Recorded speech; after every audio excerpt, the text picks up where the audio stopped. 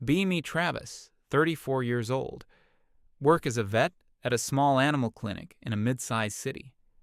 Been at this clinic for about 6 years now. We handle mostly small animals, some exotics.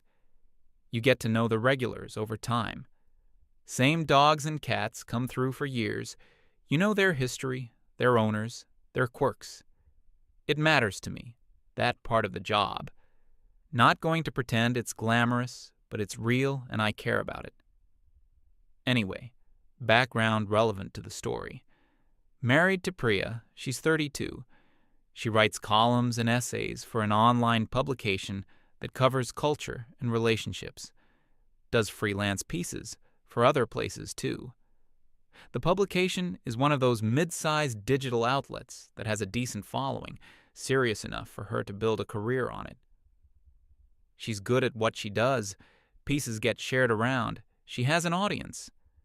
We met through a mutual friend at some birthday party, I want to say 6 years back. She was the loudest voice in the room in the best way. Had opinions about everything, held her own in any conversation, never seemed uncertain about what she thought. I was coming off a long stretch of being pretty much single, not by design exactly, just how it went. Moved to the city, settled into work, didn't put a lot of effort into meeting people. So when I met someone with that kind of energy, it was genuinely exciting. Spent the first date talking until the restaurant tried to close around us.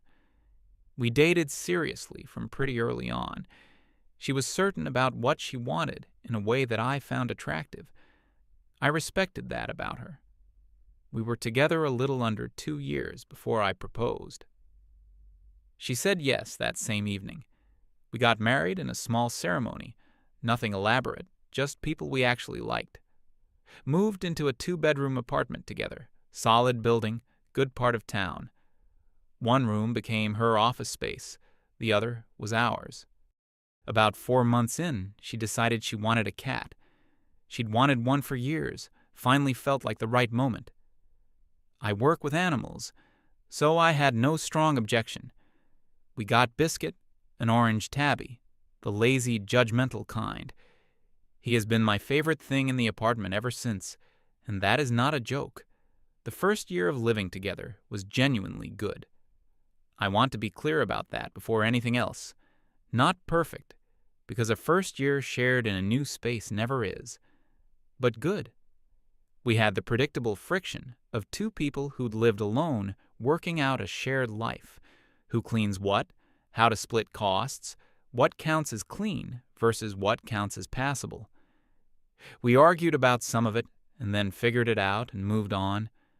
There was a partnership feel to those months. I'd come home from the clinic, she'd still be writing. We'd meet in the kitchen around 7. Make dinner together or order in and eat at the table. Talk about our days, her articles, my cases. She'd ask which animals came in. I'd ask what she was working on. Saturday mornings, we'd go to the farmer's market down the street, get coffee, take our time. She had strong opinions about coffee and produce quality, and I liked that about her. Sunday evenings, we'd usually cook something more ambitious than the weeknight stuff. She'd pick a recipe. I'd handle the parts that required patience. There were nights when we stayed up too late, talking about nothing in particular. Just the kind of talking that happens when 2 people are settling into each other. I remember thinking this is actually what I wanted. It felt like we were actually building something. I was happy. I need to say that clearly before anything else, because the rest of the story doesn't make sense without it. I was not looking for problems or waiting for something to go wrong. I was married and glad about it. The shift came in the 2nd year, and I cannot stress enough how gradual it was. There was no single event, no argument that changed everything. No moment I can point to and say that's when it started. Just a slow accumulation of small things over months. The first thing I remember noticing was the dishwasher. I'd been loading it the way I'd always loaded it, the way that seemed logical to me. She came into the kitchen one evening, paused, looked at the open dishwasher, said that wasn't really the right way, explained how she had it organized. I said, okay, no problem, adjusted, which is just living with someone. A few weeks later, it was the grocery store. I'd gone out to grab things for the week and got the yogurt we usually had. Full fat, the brand I'd been buying since before we moved in together. She went to get some and mentioned she'd switched to a different brand, lower fat. Said it with a tone I couldn't entirely name. Not angry, not loud. A specific quality of quiet disappointment, like I'd missed something obvious. I said I didn't know she'd switched. I'd get the right one next time. She said, yeah, it's fine. But there was something in those words, a weight behind them. I started paying more attention to the grocery list after that. Started checking what brand, what fat content, what size. Which is not a red flag in isolation. Partners should communicate preferences. The problem was that those moments kept accumulating. There was the time I mentioned plans I'd made with my coworker for a Friday without checking with her first. She'd had something in mind for that Friday that she hadn't told me about. Said I should have asked before committing. I said I hadn't known she had something planned. She said she'd assumed we'd spend it together. I apologized, rearranged the plans with my coworker. There was the time I got a haircut without mentioning it. Came home, and she said something about how she liked it the other way. I didn't say anything about that one, but I filed it away. There was the time she was venting about something with a colleague, and I tried to offer a possible solution. She said she didn't need solutions. She needed me to listen. I said sorry. I should have just listened. She said yes, exactly. Each of those moments on their own sounds manageable. And it was manageable. I keep saying that because I want to be accurate. None of those things would make someone a villain in a story. But the consistent result of each misstep, the coolness that followed, the recalibration required. That was the thing that built up. And I started noticing what followed each one. When I got things right, when I anticipated her preferences, when I matched whatever standard existed for the apartment, the food, the conversation.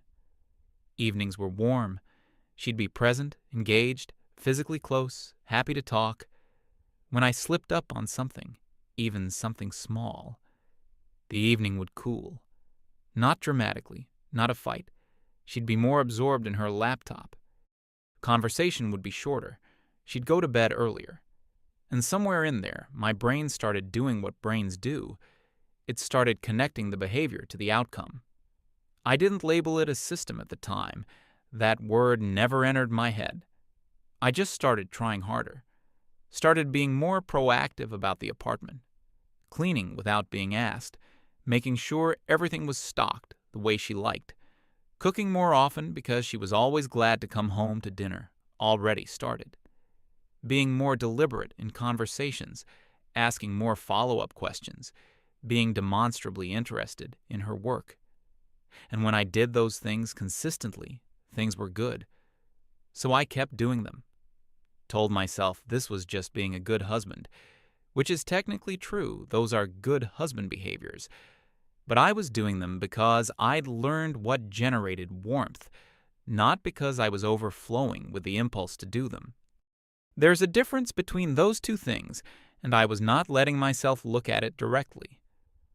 Around this period, she was writing more, and the writing was reaching more people. Her column was getting shared more. The publication was pushing her pieces harder. She was picking up freelance work, writing for a few different outlets. A lot of the content was about what she called relationship dynamics, emotional labor, and the way it gets distributed unevenly. The idea of a partner who is present in a way that goes beyond just being physically in the room. How men are socialized to be emotionally passive in their relationships. She'd send me links sometimes, and I'd read them. And here's the thing about reading your wife's professional writing about how men behave in relationships.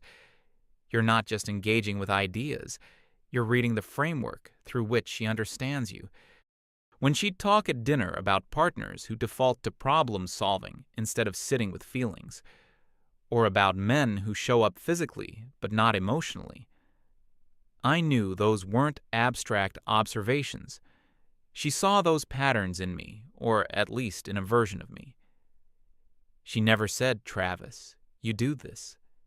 It was always third person, always framed as a general phenomenon. But it was delivered across the dinner table with me as the only audience. One evening, she read me a passage from something she was working on, something about how men interpret emotional requests as criticism because of how they were raised. She read it and looked at me like she was waiting for me to recognize myself. I nodded and said that made sense as a pattern. She seemed satisfied with that. I didn't say that I'd been actively trying to do the opposite of that for months, because I'd figured out that saying I already do that came across as defensive. Defensive was the opposite of emotionally present. Emotionally present was what I was supposed to be. So I stayed emotionally present and said nothing. So I started adjusting for that too. Stopped jumping to solutions when she talked about work problems. Started staying with the feeling, asking questions, offering less and listening more. Which is actually good communication. I'm not saying it was wrong, but I was doing it because I was tracking the room, not because it came naturally. Performing the behavior of the emotionally present husband I'd been reading described in her articles. A few months into this pattern, I remember feeling a kind of tiredness I couldn't account for. Not from overworking. I wasn't pulling extra shifts. Just a background exhaustion that didn't lift on weekends. My co-worker at the clinic mentioned I seemed off one afternoon between cases. He's been married about 12 years, mid-40s, not the kind of guy who pries. I said I was fine, just a lot going on. He asked how things were at home. I said good, just an adjustment phase. You know how it is early on. He looked at me in that way where a person isn't going to push, but they've heard something. Said something like, "Sounds like it takes a lot out of you." I laughed it off and went back to the next patient. But I thought about that phrasing on the drive home, because "a lot out of you" was exactly what it was starting to feel like something was being spent that wasn't being replenished.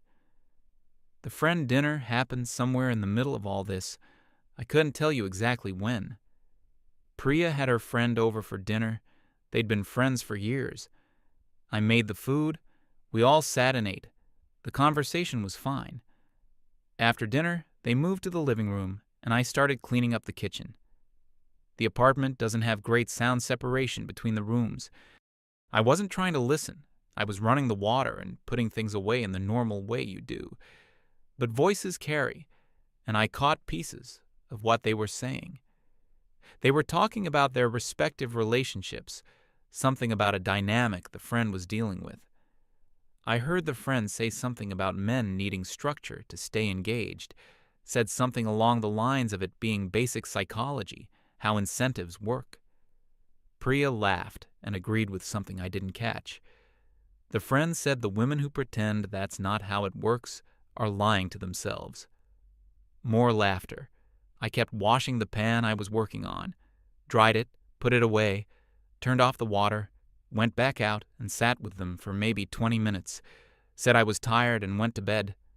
Lay there in the dark for a while, tried to convince myself I was reading too much into overheard pieces of conversation. But the word incentives sat there in my head in a specific way. I thought about the yogurt and the dishwasher and the evenings that went warm or cold. I thought about how carefully I'd been managing my behavior for months. I thought about the fact that I genuinely could not remember the last time I'd just been relaxed in my own home. Just existing without tracking anything. Didn't sleep well that night. Didn't bring it up in the morning because I didn't have the language for it that didn't sound paranoid. What would I even say? I overheard 2 words of a conversation, and now I think there's a system. So I said nothing, went to work, came home, kept doing what I'd been doing. A few weeks after the friend dinner, she published a piece that got more traction than most of her work. She mentioned it over breakfast, said it was getting shared a lot, sent me the link while I was at the clinic around lunchtime. I read it in the break room with a sandwich, read the whole thing. It was well written. I want to say that because it's genuinely true. She has a clean style, and she argues a position clearly. The piece was about maintaining passion and intentionality in long-term relationships. The argument was roughly that letting standards slip in a relationship isn't neutral. It's a slow form of neglect. That a partner who is truly engaged is one who is kept engaged through consistent and meaningful expectations. That women who hold that line are doing both people a favor. I sat in the break room for a minute after I finished it, read the last paragraph again, thought about the fact that I was the partner in this article. I was the one who needed to be kept engaged, to be held to a standard, to be managed toward investment. I wasn't a person in this framing. I was a dynamic that needed maintaining. I texted her, "Great piece," because I didn't know what to say, and I wasn't ready to say the real thing. She sent back a heart. I went back to my afternoon cases, a beagle with a leg issue, a cat that needed blood work, a rabbit follow-up, ordinary stuff. But I kept thinking about the article for the rest of the day. That evening, I came home and made dinner and didn't say anything about it. She asked how the piece was doing online, and I said it seemed like it was doing really well, which was true. We ate dinner, talked about other things, went to bed. The weeks after that were more of the same. Apartment was clean, dinners were good, I was engaged in conversation. On the surface, things were fine, but I was tired in a way that was getting harder to pretend wasn't there. I'd spend 8 hours at the clinic reading animals that couldn't speak, assessing conditions, monitoring symptoms, adjusting care based on signals. And then I'd drive home and walk into my own apartment and do essentially the same thing. Read the room, check the temperature, adjust accordingly. Stay on the right side of the standard. It was the same set of skills applied to a different setting. And at work, I was compensated for that. It was the point. At home, I was doing it to not lose something I already had, or thought I had, or was earning the right to have. I wasn't sure anymore. The Labrador case happened around this time. I want to describe this carefully because I think it matters for what came next. We'd been treating a dog for several months. 12-year-old Labrador, same family his whole life. The family was attentive, came in on time, followed every instruction, did everything right. I'd seen them enough times to know a little about them. The husband worked in construction. The wife was in education. They had a teenage daughter who sometimes came in. They really loved this dog in the way some families love their animals. We'd been managing a condition that was going in one direction, and we were trying to slow that and maintain quality of life. That works for a while. It always only works for a while. I had to make the assessment that we'd reached the end of what treatment was doing. That assessment means you have the conversation with the family. They both came in for that. Their daughter waited in the waiting room. She was too upset for the conversation room. I explained the picture as clearly and kindly as I could. Said where we were, what continued treatment would look like, what I thought was best for the dog. The husband asked how much more time. I told him honestly. He asked if the dog was in pain. I said he was managing, but the quality of that management was declining. They looked at each other the way couples do when they've already talked about something and both know what the answer is.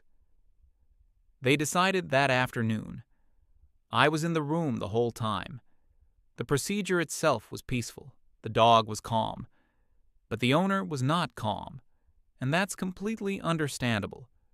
He was a stoic guy, from what I'd seen of him over those months. That afternoon, he was not stoic. He cried through the whole thing. His wife held herself together better, but barely. Afterward, I stayed with them until they were ready to leave. Made sure they had everything, the paperwork, the information about what happens next. Their daughter came in after, and I gave her some time too.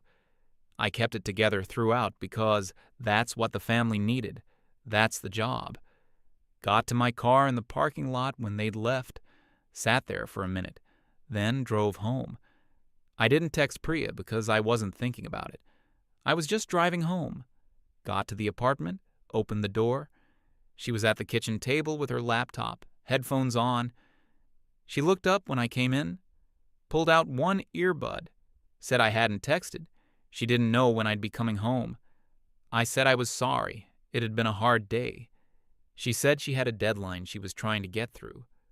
Put the earbud back in, turned back to the screen. I stood in the kitchen doorway in my work clothes. I thought about the Labrador. I thought about the owner's face. I thought about the daughter in the waiting room. I went to the bathroom and ran cold water over my face. Stood at the sink for a while, then went to the bedroom and lay down on top of the covers, still in my work clothes. I wasn't angry. I've thought about this a lot since, and I want to be accurate about what I was feeling. It wasn't anger. Anger has direction. Anger wants something. Anger is actionable. This was something else.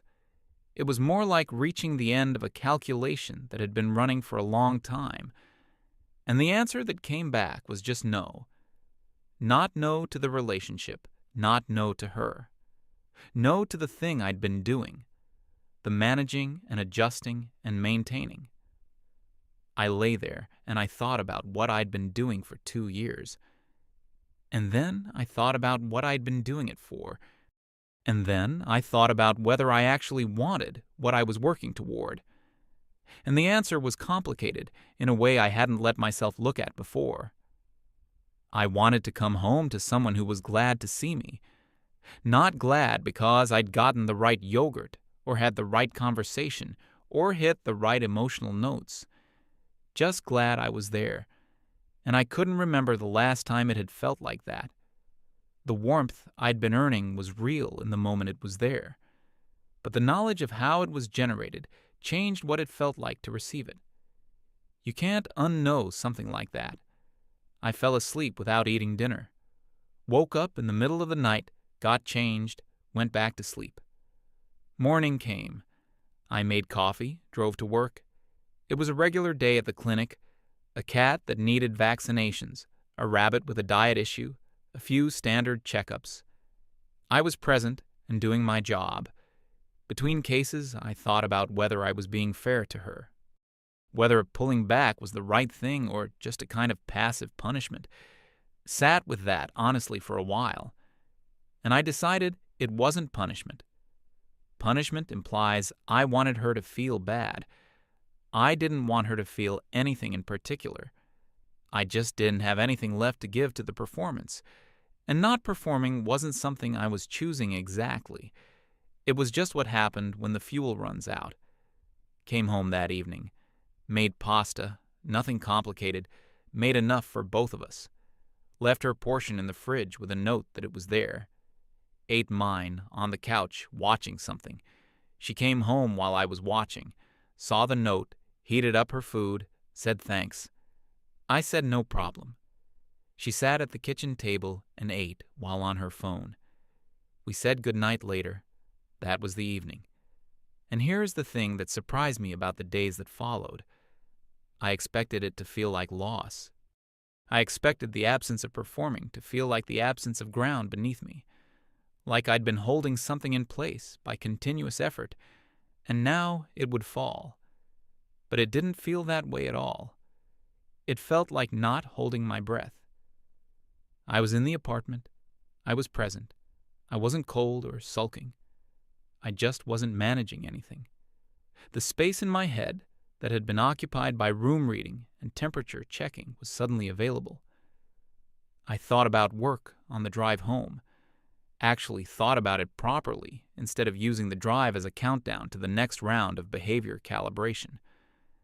I'd come in, feed Biscuit, watch him eat with great confidence, think about nothing in particular. I cooked when I felt like it, and ate something simple when I didn't. I watched things I actually wanted to watch, instead of defaulting to whatever wouldn't cause friction. I called my brother one evening for the first time in months. We talked for an hour. Didn't realize until after hanging up how long it had been since I'd done something that was just for me. That sounds like a small thing. It wasn't a small thing. I was sleeping solidly, waking up feeling like I'd actually rested, just a degree or two more solid than I'd been for a while. It sounds like a small thing, but it wasn't. Priya noticed the change within a few days. I could tell by the way she looked at me during conversations, a kind of careful searching in her expression, like she was trying to locate something familiar and wasn't finding it in the right place. She wasn't visibly alarmed yet, just attentive in a way she hadn't been before. Then she started doing things I recognized from the early part of our relationship. Made my favorite dinner one evening with no particular occasion for it. Asked about a specific patient I'd mentioned in passing weeks earlier, a border collie that had needed a procedure. I genuinely didn't remember telling her about that dog. She'd retained it and brought it up carefully, like she was offering it to me. Said she'd wondered how the dog was doing. I told her the dog had recovered well. She seemed genuinely glad to hear it. I said thanks for asking, got up to put my plate away. She asked if I wanted to watch something together later. I said sure if she wasn't working. We watched something. It was fine, normal. But I noticed what she was doing.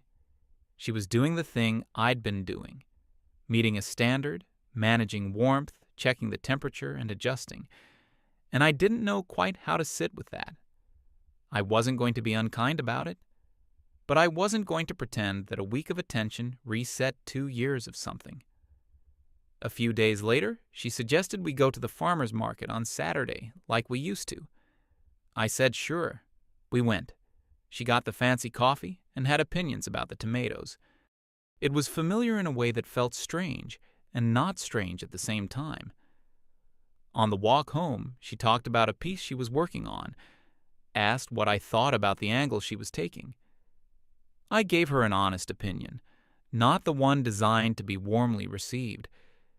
She listened, said she hadn't thought about it that way, seemed to actually consider it. That was new, so I was just present in a natural way. If she asked a real question, I gave a real answer. If she made an effort, I acknowledged it. Not performing warmth or manufacturing engagement, not cold either, just actually there. About a week after that, she sat down across from me on a Saturday morning. I was having coffee, reading something on my phone. Biscuit was on the back of the couch doing his impression of a statue. She said my name, and I looked up. She asked directly if I was upset with her. I said no. She said I'd been acting distant, and she wanted to understand what she'd done. I sat with that word for a second. Distant. I said I wasn't distant. I was just being normal. She said it didn't feel normal to her. She said she felt like I was there, but not really there. I thought about how to answer that, honestly. Said I'd been tired and had been carrying some difficult stuff from work. She asked if it was the Labrador case. She knew I had hard cases sometimes. I said partly yes, which was true. She nodded, said okay, but she looked like someone who had been given an answer that didn't quite cover the whole question. I went back to my coffee. She sat there a moment longer and then got up. I could hear her working in the other room most of that day. That evening, she called her friend. I could hear the rhythm of the conversation from the living room, not the words. She was on for maybe 45 minutes. Came out after, made tea, stood in the kitchen while it steeped. I was reading on the couch. She said her friend had said something that was bothering her. I looked up. She said the question had been uncomfortable because she couldn't answer it. Her friend had asked when she had last done something thoughtful for me that wasn't a response to something I'd done first. Unprompted, not reactive, just because. She tried to think of something recent and couldn't. I put down what I was reading. I looked at her. Said that was an interesting question. She said it felt like more than interesting. She sat down on the other end of the couch. Said she thought she'd been approaching things in a way that wasn't fair to me. Said she'd been so focused on what she believed a good relationship should look like, what the right dynamic was, that she'd stopped actually thinking about what she was giving me. Said she thought she'd been taking me for granted. Those words. I heard them land differently than I expected. Taking someone for granted usually means ignoring them, treating them as furniture. But that's not exactly what had happened here. What had happened was more specific, more deliberate, in a way she maybe hadn't been fully conscious of. But I wasn't going to try to explain that to her in that moment. I said I'd been feeling like I was working harder than felt right. Not said with accusation, just said as a fact. She said she understood that. Then she said something that surprised me. Said she'd been thinking about some of what she'd written. The pieces about relationship dynamics and standards, and what she called keeping a partner engaged. Said she'd been wondering if she'd been applying an idea to her life instead of living it. I looked at her when she said that. It was more self-awareness than I'd expected, and I didn't know what to do with it immediately. Said I thought that was probably accurate. She was quiet for a second. Then she said she was sorry. I said okay. She asked if that was enough, if sorry was sufficient for what she was apologizing for. I said I didn't know what sufficient meant in this context. There wasn't a scale I was measuring it on. She said she wanted to know what I needed. I said I needed to not feel like I was earning something in my own home. She absorbed that, nodded slowly, said she understood. I said I wasn't sure she did yet, but that was okay. It was going to take time. Not said unkindly, just said honestly. She looked like she was processing a lot at once. I got up and fed Biscuit because it was past his time, and he'd been staring at me for 20 minutes. He ate with the full confidence of a creature who has never once earned his place. We sat in the apartment for the rest of that evening without a big conversation. Watched something for a while, went to bed. She came in later. I was still awake. She asked if we were okay. I said I thought we were working toward okay. She said that was fair. Lights out. The weeks that followed were different from anything that had come before in that apartment. She was more present in a way that felt genuine. Not strategically attentive, not running a counter system. Just actually there. Asking about my day and then following the thread of the answer. Letting me be tired when I was tired without it, meaning there was something wrong. Not requiring me to demonstrate engagement in order to receive it. Making dinner sometimes just because she felt like cooking. I responded to that, not because I was testing whether she'd maintain it, not because I was running some strategy of my own, just because there was something real there to respond to. We started talking more the way we had in the first year, actual conversations about actual things. I started saying things when something bothered me instead of absorbing it silently, which was a bigger adjustment for me than I expected. I'd gotten so used to not raising things that raising them felt like starting a conflict, even when all I was doing was saying something honestly. She engaged with it when I did. Sometimes she pushed back, sometimes she said I had a point, sometimes we talked it out properly. We had some uncomfortable conversations during that period. Nothing explosive, but real and sometimes awkward. The kind of conversations that feel slightly like pulling a bandage off, but you're better for having done it. One of them was about the article, not the one she'd published while we were in the middle of things. I'm talking about one she wrote earlier, the one about keeping a partner engaged. I hadn't planned to bring it up. but one evening she was going through old pieces to see if any warranted a follow-up. She opened that one and read it for a moment, then was quiet. I was in the room, and I waited. She said something like, "I think I wrote this from a bad place." I asked what she meant. She said she'd framed a relationship as something that needs optimization, like there's an output to maximize, and you adjust inputs accordingly. I asked if that was how she'd been thinking about us. She was quiet for a second, said probably more than she'd realized at the time. I said that was honest. She said she was sorry for that, too. I said okay. We didn't say much more about it that night, but something had been released by having it out in the open. Even that, briefly, even incompletely. There's a version of resolution that happens in big dramatic moments. And then there's the version where things slowly, imprecisely, unevenly get better. We got the second version, which is probably the more common one. I don't want to make this sound like a clean redemption arc, because that's not what it was. There were moments where the old dynamic tried to reassert itself. She'd get short about something minor, and I could feel myself starting to calculate.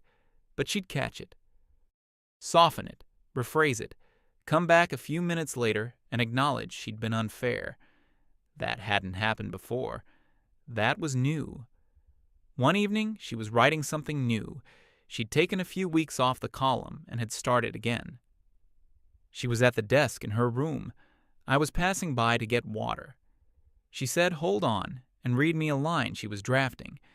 Something about how relationships deteriorate when one person starts treating the other as a variable to optimize rather than a person to actually know.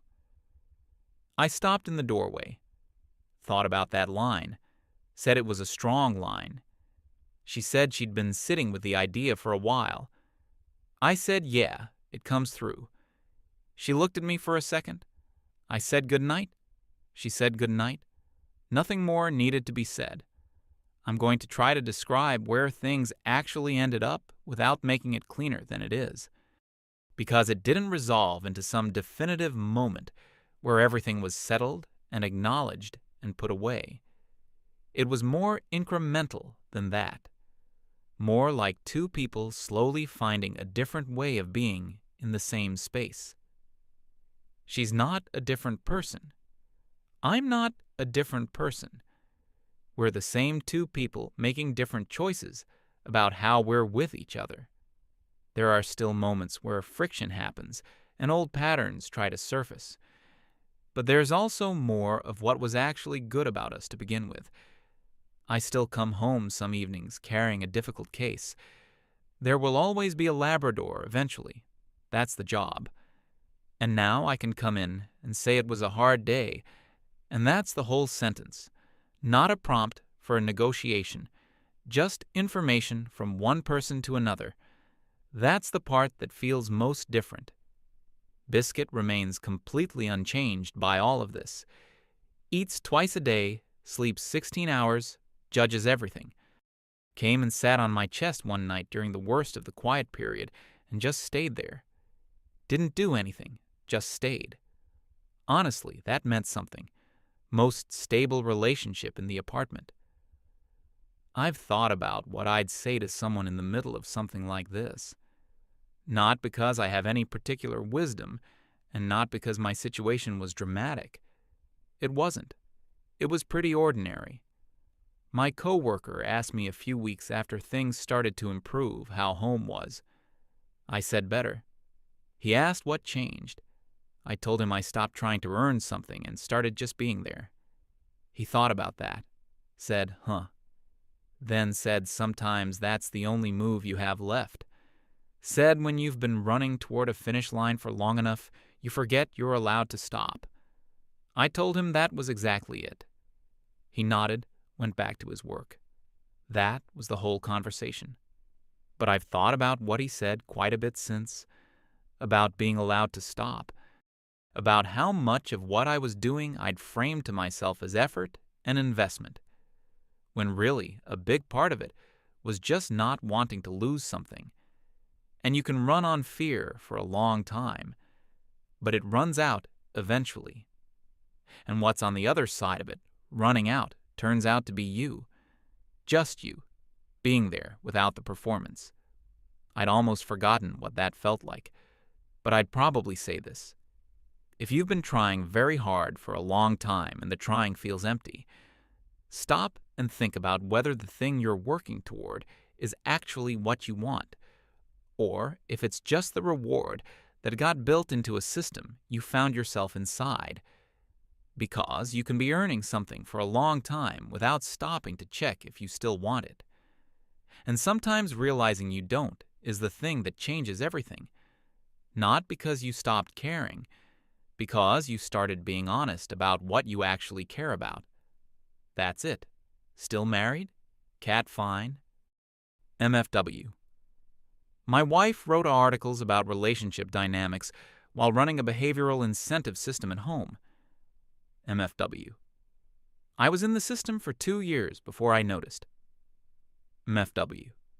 The Labrador is what finally made me too empty to keep performing.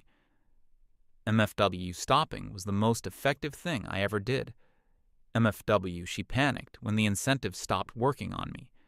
Greater than MFW, she had to ask herself when she last did something for me unprompted and couldn't answer. Greater than MFW. The resolution wasn't a dramatic confrontation, just two people slowly learning to be honest. Greater than MFW. The cat watched all of it and judged everyone equally.